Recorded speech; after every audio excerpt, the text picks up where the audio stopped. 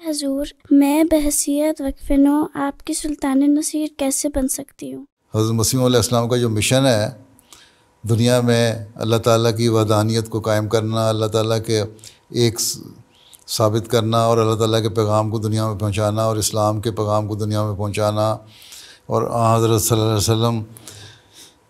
کے مقام کو دنیا کو بتانا کہ آپ آخری نبی ہیں اور آخری شریعت ہے آپ کی،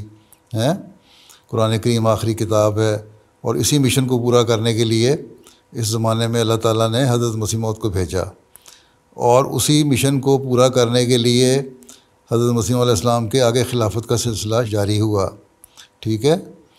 خلیفہ وقت جو ہے وہی کام کرتا ہے جو مسیح موعود علیہ السلام کے سپرد اللہ تعالیٰ نے کیا تھا۔ تو خلیفہ وقت اکیلا تو ساری دنیا میں جا کے نہیں کام کر سکتا، اس لیے دنیا میں جو پھیلے ہوئے احمدی ہیں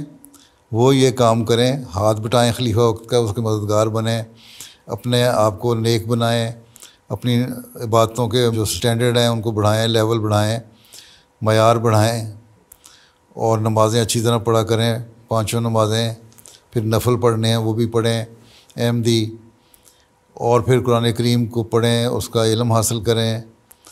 ٹھیک، اور پھر اس پہ عمل کرنے کی کوشش کریں، اس کی نیکیوں کو اختیار کریں اور برائیوں کو چھوڑیں، اللہ تعالیٰ نے جن برائیوں سے منع کیا ہے، اور پھر یہ پیغام دنیا کو بھی پہنچائیں، تبلیغ بھی کریں۔ تو اس طرح آپ لوگ خلیفہ وقت کے سلطان نصیر بن جاتے ہیں۔ سلطان نصیر کا مطلب ہوتا ہے اعلیٰ قسم کے مددگار، ٹھیک ہے۔ تو مدد کرنے والے بن جاؤ، اگر عورتیں بھی، بچے بھی، بڑے بھی، جوان مرد بھی، عورتیں بھی کریں تو پھر دیکھو کس طرح جماعت احمدیہ کا پیغام، اسلام کا حقیقی پیغام دنیا میں پہنچتا ہے۔ تم لوگ ڈنمارک میں کوشش کرو، سویڈن والے سویڈن میں کوشش کریں، ناروے والے ناروے میں کوشش کریں، دوسرے ملکوں کے دنیا میں دوسرے ملکوں میں کوشش کریں، تو پھر ایک انقلاب پیدا ہو سکتا ہے، ٹھیک ہے۔ جزاک اللہ۔